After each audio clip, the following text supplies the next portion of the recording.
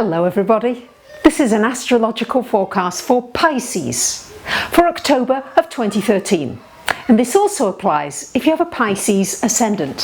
So my dear lovely sensitive Pisceans with Neptune in your chart, you're certainly feeling everything, and boy, there's a lot going on in the heavens. We are coming up to an exact square of this Pluto-Uranus on November the 1st, so this is a build-up month to this. And what's going on is this grand cross. So you've got a lot going on this month in your financial area. I know Pisces, there's been a lot of changes, lots of ups and downs and stops and starts, and it's going to shine a light on your finances, especially because we've got a new moon on the 5th in Libra in your 8th house of finance. It's opposite this Uranus, and it's square to the Pluto and square to Jupiter. So what does all this mean? Well, what it means is that it's very important that you look at your finances. You don't try and sweep things under the carpet. This is really shining a light. You can, with a new moon there, you can make new beginnings, new intentions. It may be that you need to seriously consider being self-employed if you are not already self-employed, or at least using some of those great creative talents that you have, because they could well turn into money, maybe passive money, or maybe a part-time income or a little bit of income, but they could well translate into that. But you're being stretched now, Pisces, stretched financially, stretched to be able to value yourself more.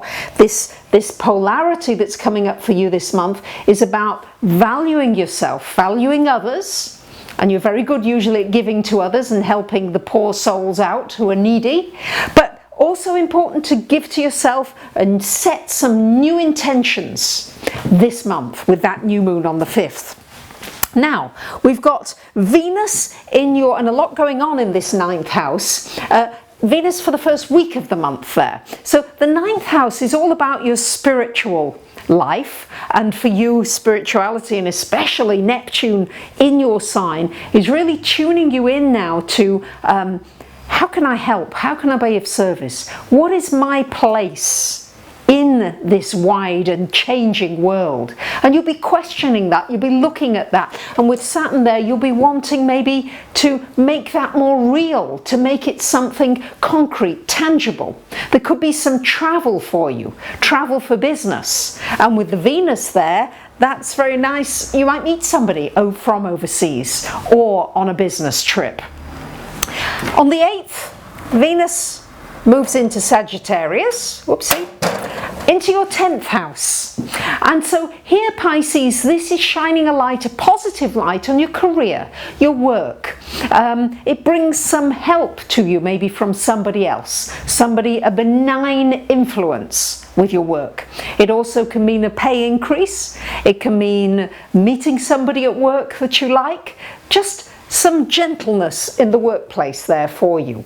It also means that you will come over as being very approachable. So if you've got an important idea or something you need to share, really good from the 8th onwards.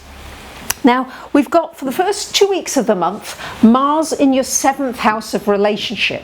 So this is kind of shaking up your relationship areas. Now, I know it's opposite the Neptune, so you may feel a little bit confused about a relationship. Or maybe somebody's giving you a mixed message that you don't quite understand. So maybe don't go ahead too quickly into something, but make sure that you are asking the right questions and that you feel clear enough, because this Neptune may fog the Mars energy. Also, Mars in the house of relationship, well, you may need to clear the air. There may be things that need to be said, that need to be got out. Maybe there's some angry, some hurt feelings, and this Mars can certainly bring them out there. Then on the 15th of the month, do you know, that was wrong. I'm terribly sorry. This was for the last 2 weeks of the month. You have this Mars in your 7th house. Mars in the 7th house the last 2 weeks of the month. So that's the time to be putting energy into your relationships. The first 2 weeks of the month, energy into your work, into your health, into how you take care of yourself. and the last 2 weeks into your relationships and clearing the air.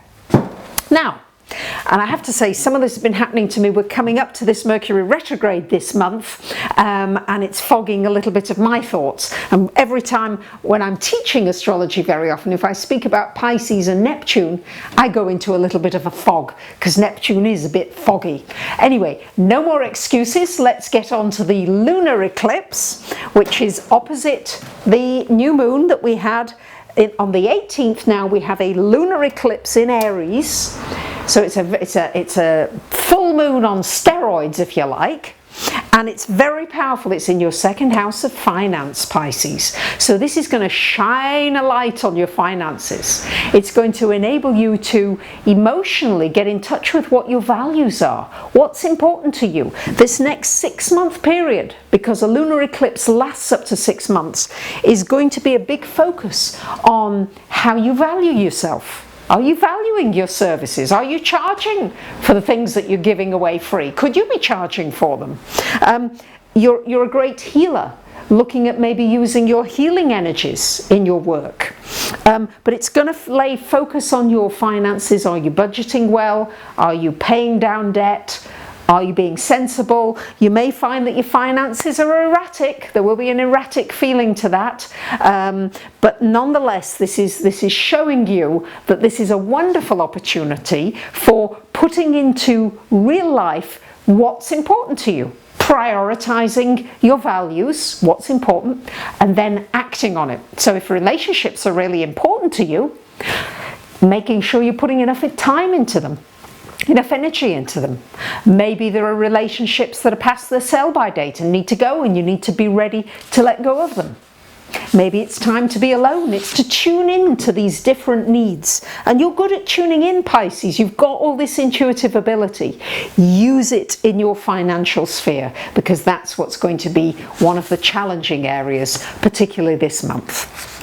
The 21st of the month we have a Mercury retrograde happening, and on the 23rd, coming into your 9th house as well, is the Sun. So a lot happening in this 9th house, which is wonderful for anything metaphysical. Now on the 21st, with this Mercury, this will be a wonderful time for research, for studying, for learning. Make sure you get your hard drive backed up before the Mercury goes retrograde. Try to get important interviews and things done before the retrograde, or set lots of things in motion before the 21st, and then find things completing during the retrograde, which lasts from the 21st until the 10th of November. So you'll have plenty of time to really meditate on the higher meaning of life, why you're here. I mean, Pisces, you're always interested in this, but this is an opportunity to get much more of a concrete picture, something that's maybe where you can take some real action steps to get to where you want to be. Very good for anything concerning video and film and television and all those kind of media. You're under very good aspects for that this month.